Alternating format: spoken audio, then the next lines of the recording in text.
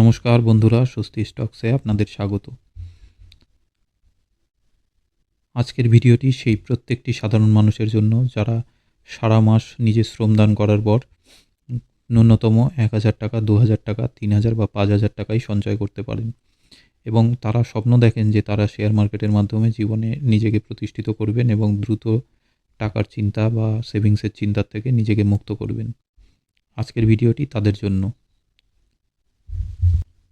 যদি ভারতীয় share market আপনাদের ভালো লাগে এবং শেয়ার মার্কেটের প্রতি আপনাদের বিশ্বাস থাকে, তাহলে সর্বপ্রথম আপনাদের 4টি মাইলস্টোন নিজেদের ব্রেনে সেট করে নিতে হবে। আসুন দেখা যাক সেই 4টি মাইলস্টোন কী কী। এই হলো সেই 4টি মাইলস্টোন।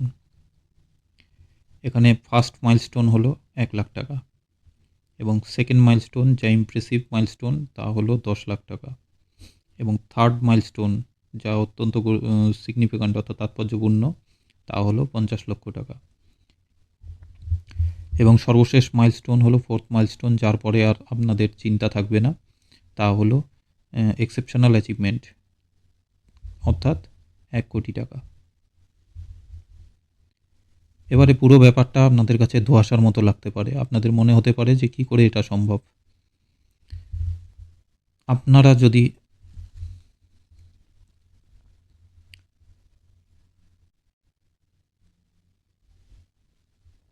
আপনার কাছে যদি বর্তমানে কোনো সেভিংসই না থাকে, যদি আপনি ন্যূনতম 1,000 টাকা বা 2,000ও মাসে জমাতে পারেন, তা দিয়ে এই 1 কোটি অবধি কীভাবে পৌঁছানো যায় একটু পরে এখন আমি আপনাদের দেখাবো। আপনাদের কাছে যদি ন্যূনতম সেভিংস থাকে 10,000 বা 20,000 টাকা বা কোনো সেভিংসই যদি বর্তমানে না থাকে, আপনি মাসে যাই জমাতে পারেন 1,000 বা 2,000, আপনাদের ফার্স্ট টার্গেট রাখা উচিত 1 লক্ষ টাকা। হয়তো আজ আপনার কাছে 10,000 টাকা রয়েছে, বা হয়তো আজ আপনার কাছে 20,000 টাকা রয়েছে, বা আপনার কাছে কিছুই নেই, মাসে 1,000 বা 2,000 জমাতে পারেন। সেখান থেকে জীবনে প্রথম 1 কোটি টাকা পর্যন্ত কীভাবে যাত্রা করবেন আসুন দেখা যাক। এটি একটি এসআইপি ক্যালকুলেটর। আমি ধরে নিচ্ছি আপনি মাসে ন্যূনতম 1,000 থেকে 5,000 পর্যন্তই জমাতে পারবেন এবং স্টকসে ইনভেস্ট করতে পারবেন। সেখান থেকে তাহলে এখান থেকে যদি হিসেব করি, আসুন দেখা যাক যে আপনি কী করতে পারবেন জীবনে।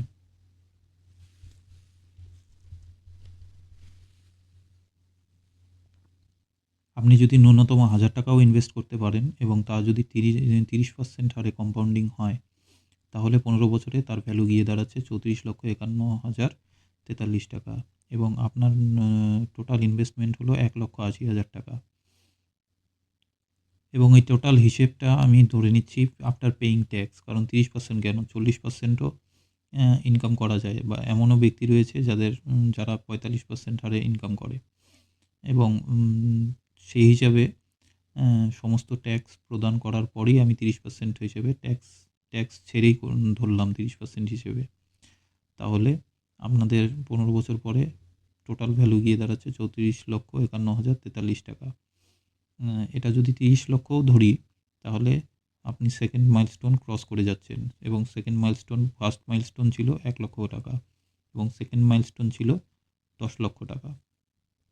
যা এই 30 লক্ষ যদি ভ্যালু এটা ধরি, তাহলে আপনি থার্ড মাইলস্টোনের কাছাকাছি পৌঁছে যাচ্ছেন এবং এটাকে যদি 20 বছর ধরি, 1,000 টাকা করে জমাচ্ছেন মাসে, 30% হারে কম্পাউন্ডিং হচ্ছে এবং 20 বছরে তা বেড়ে দাঁড়াচ্ছে 1,53,23,256 টাকা। ধরলাম ট্যাক্স ও অন্যান্য পার্সোনাল ক্ষেত্রে কিছু টাকা আপনি ব্যবহার করেছেন, যার জন্য এটা 1 কোটি ধরলাম। তাহলে ফাইনাল মাইলস্টোন পৌঁছতে আপনার 20 বছর লাগছে। মাসে 1,000 টাকা করে দিলে 20 বছরে আপনার ফাইনাল ভ্যালু আমি 1 কোটি ধরলাম, আর এবং আপনার টোটাল ইনভেস্টমেন্ট হচ্ছে 2,40,000 টাকা। এটাকে যদি আরও কমও ধরে নিলাম 25%, তাহলে কি দাঁড়াচ্ছে 20 বছরে দেখা যাক। 1,000 টাকা করে 25% হারে কম্পাউন্ডিং 20 বছরে গিয়ে দাঁড়াচ্ছে 68,59,000 টাকা। এটা থার্ড মাইলস্টোন ক্রস করছে এবং ফাইনাল ভ্যালু দাঁড়াচ্ছে 68 লক্ষ, 60 লাখই ধরলাম।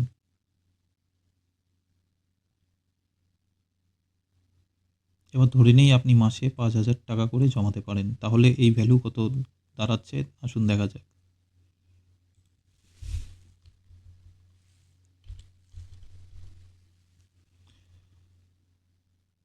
মাসে 5,000 করে 25% হারে কম্পাউন্ডিং 20 বছরে তা গিয়ে দাঁড়াচ্ছে 3,42,95,000 টাকা। আমি 3 কোটি ধরলাম। ইয়ার অর্থাৎ কম্পাউন্ডিং যেটা 25% ধরছি, এটা প্রত্যেক বছরই যে 25% হবে তেমন কোনো কথা নেই। এবছর যদি 10% হয়, আগামী বছর তা হবে হয়তো 50%, তার পরের বছর হয়তো হবে 25%, তার পরের বছর হয়তো হবে 5%, আবার তার পরের বছর হয়তো হবে 65%।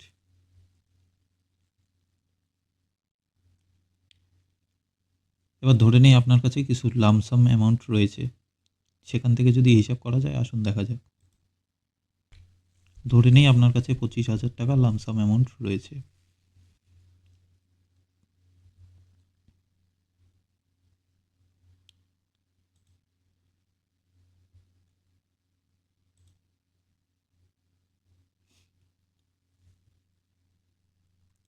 এটাকে যদি কম্পাউন্ডিং করি 30% হারে, যদি এটার কম্পাউন্ডিং বার করি, তবে 15 বছরে এটার ভ্যালু গিয়ে দাঁড়াচ্ছে 12,79,000 টাকা।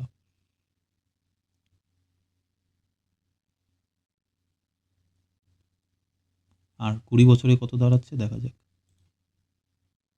ধরে নিলাম আপনার কাছে 25,000 টাকা রয়েছে, 30% হারে আপনি কম্পাউন্ডিং করছেন, 20 বছরে গিয়ে এর ভ্যালু দাঁড়াচ্ছে 47,51,240 টাকা।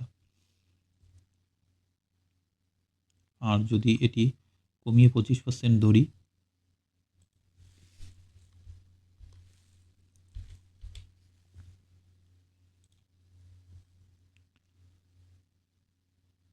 তাহলে 25,000 টাকাকে যদি আপনি 25% হারে কম্পাউন্ডিং স্টার্ট করেন, তা 20 বছর পরে গিয়ে দাঁড়াচ্ছে 21,68,404 টাকা।